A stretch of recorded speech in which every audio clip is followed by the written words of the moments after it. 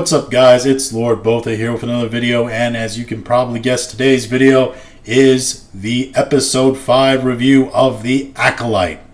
No, God! No, God, please, no! No! No! The best part of reviewing episode 5 of the Acolyte, there's only 3 more to go. Now, after reviewing episode 4, you might remember that the entire episode was essentially an episode of walking and talking about our feelings. In stark contrast to that, episode 5 is all about action. Yes, essentially it's a series of just long action sequences with a little bit of story in between. In all honesty, these 2 episodes probably should have just been one long 45-minute to hour episode, but they needed to split them in half because if they didn't, well, we wouldn't have 8 episodes worth of content. So we open with Osha. She's waking up after being thrown aside by Smilo Ren at the end of the previous episode, and she's awkwardly stumbling back to where she stood before he tossed her aside. She falls down and looks immediately into the dead eyes of a killed Jedi. She then sees them in the slight distance. All the Jedi are fighting Smilo Ren, and I have to say the fighting sequence is actually not that bad. There's not a whole lot of one guy tries to attack while another one waits off to the side for his turn to attack. In fairness, the fight kind of flows and ebbs pretty well. Is it as good as Duel of Fates between Darth Maul, Qui-Gon, and Obi-Wan in the prequel trilogy? No.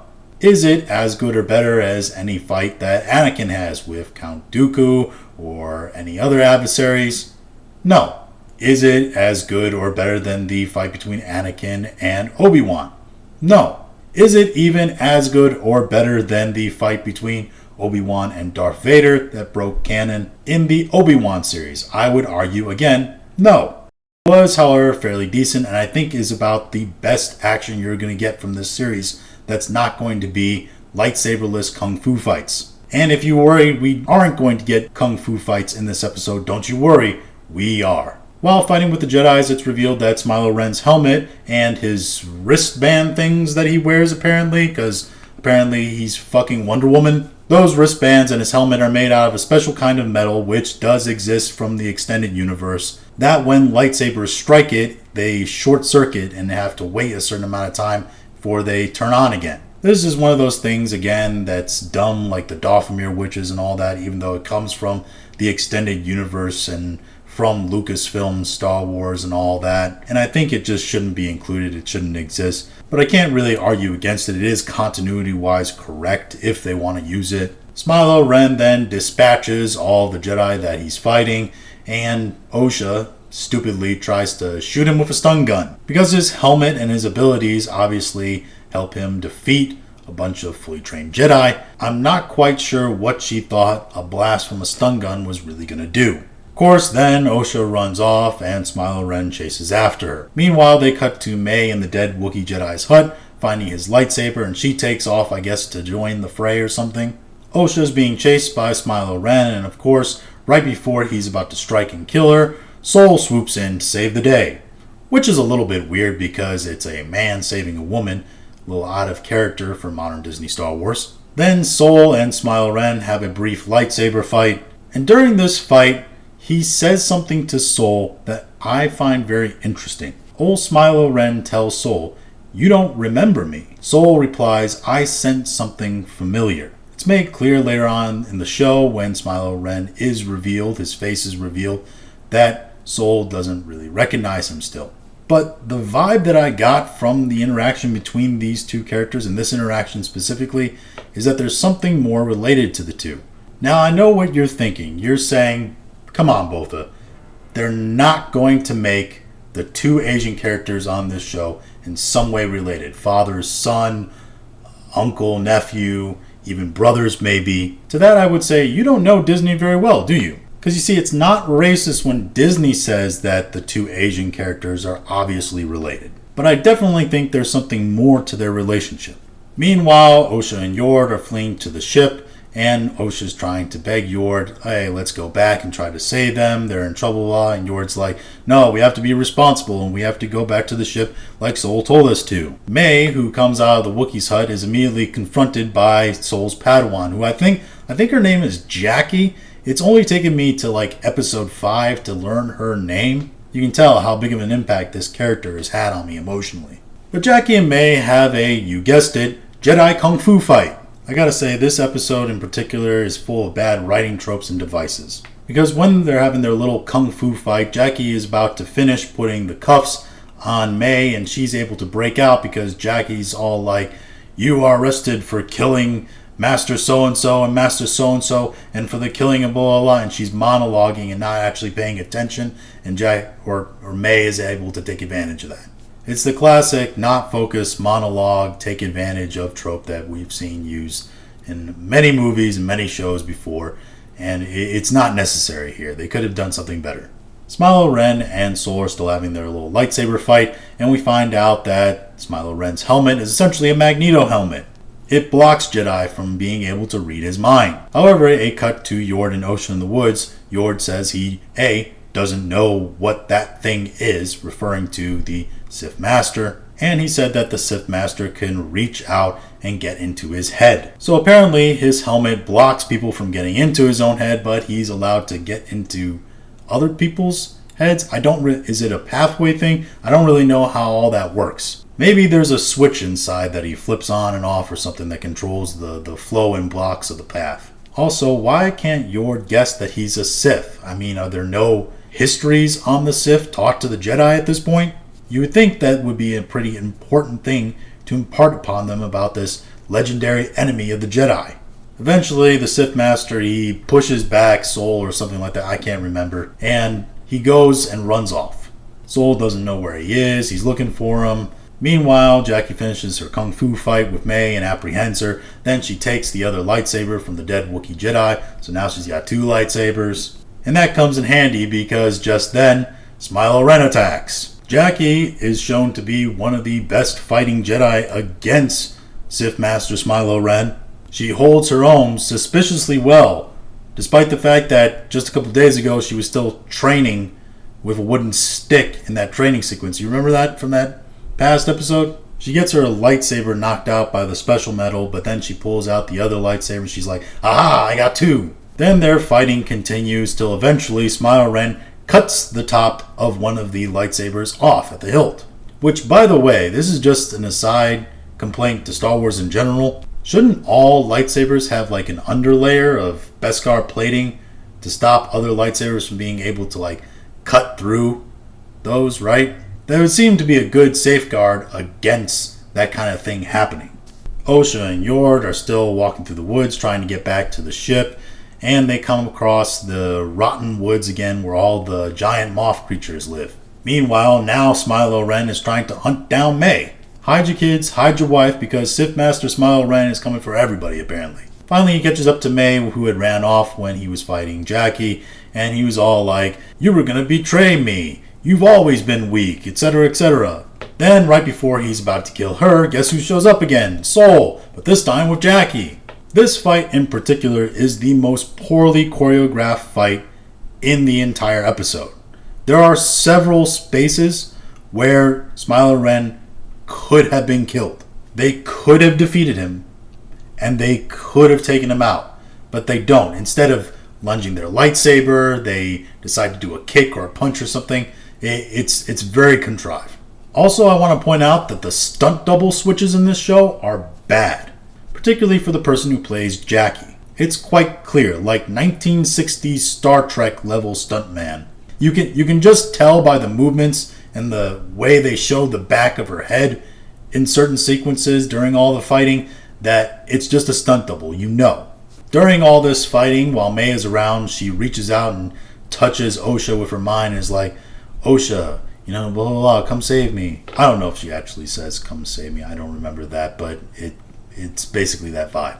So Osha convinces Yord, against his better judgment, to go back and try to help save them. But Osha's got a plan. She turns on her flashlight because she knows the giant moth creatures are attracted to light, right?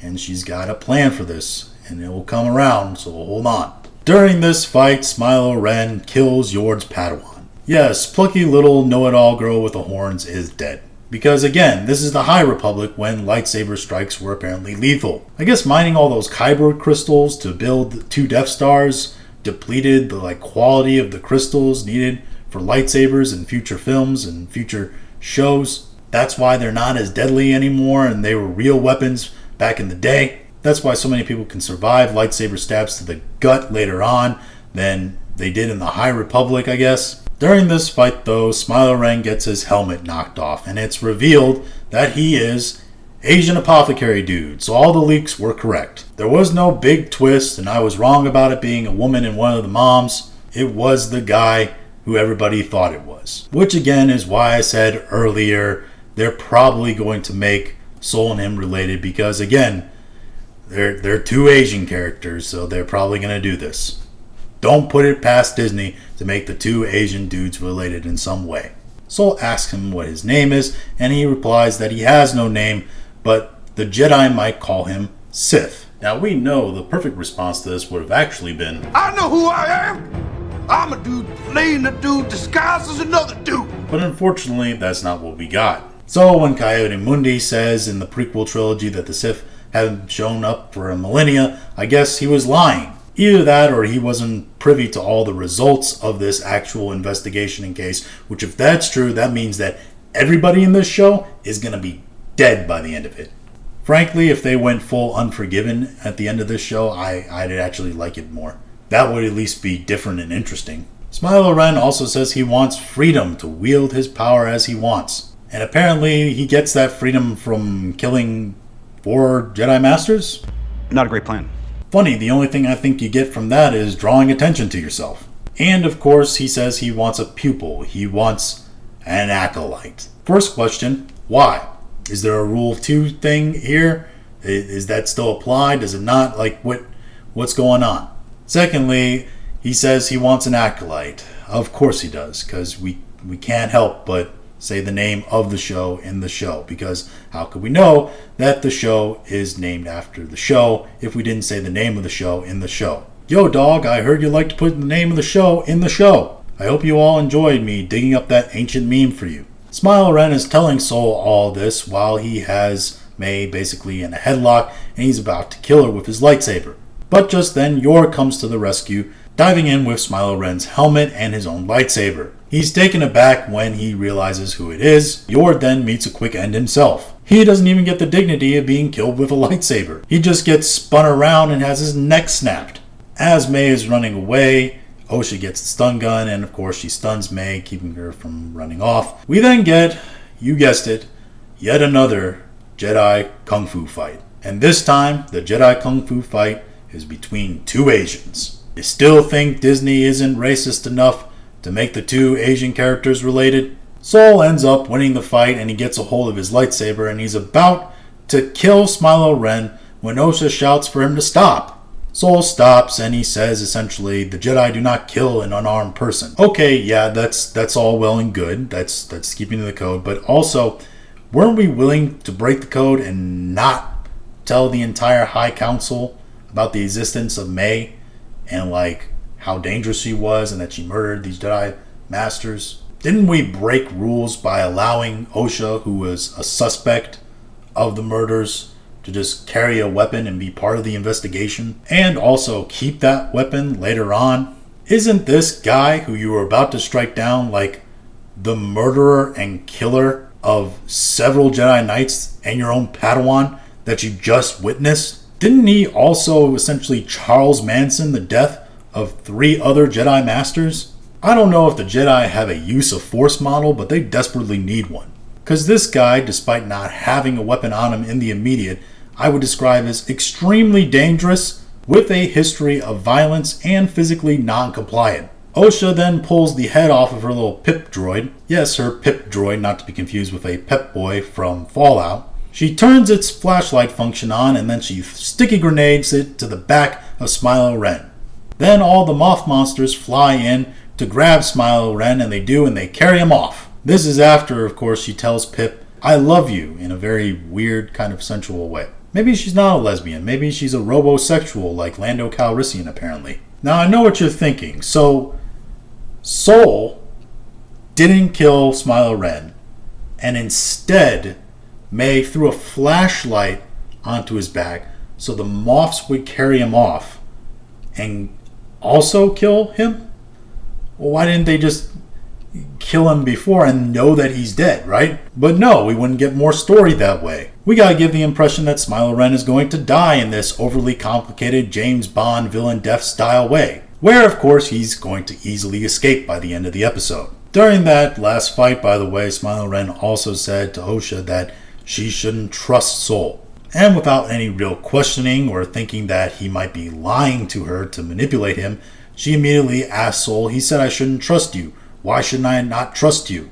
Sol is going to explain when he's then shot with a stun gun by May, because I guess nobody thought after shooting her with a stun gun, maybe we should tie her up or something, keep the, Acolyte assassin from being able to get up and potentially do harm to us. I mean, she did kill 3 Jedi Masters, right? Or at least 2 of the 3 Jedi Masters. We then get a weirdly cut scene to a new location in the woods where Osha and May decide to confront each other. They have their philosophical bullshit argument about sister love and being committed to sisterhood versus, their other loyalties, etc., etc. May tries to convince Osha that she's committed to her now, but apparently she was willing to be bad again. I don't know. These 2 girls, their loyalties and what they actually want in this story changes literally every 5 minutes. By the way, this is where you get the most dramatic acting out of Amandla this whole episode, and I have to say, again, she's extremely wooden. She barely has any sort of expression change on her face, playing both characters during this entire episode, even when she's supposed to have this dramatic confrontation with herself as a sister. Don't put this woman in any one-man acts, that's all I got to say. In comparison, the guy who actually plays Sith Master Smilo Ren, he's actually a really good actor, and he emotes a lot of charm out of his character of a villain. By the way, the actor who plays Smilo Ren is actually the guy who played Jason in The Good Place. The Good Place is one of those network comedy shows that women love that is honestly shit, but has like 1 or 2 good jokes in the entire series. It's one of those shows that my wife forced me to watch. And in the show, he plays the dumb character, further proving a well-known adage that character actors who play the dumbest character on comedy shows tend to be some of the best actors. So at the end of the whole confrontation, they're hugging, right? And Osha decides to pull May down. She's going to try to arrest May and take her in because apparently apprehending May is important to her again now. But May is able to flip her around and she knocks her out. May then cuts the long, very obvious extension dreads that she has put on her hair so that she has her hair look more in the back like Osha's, even though just looking head on you wouldn't have been able to really tell that much difference anyway. And she clearly changes clothes with Osha and goes back to Sol, waking him up and being like, "We gotta get out of here."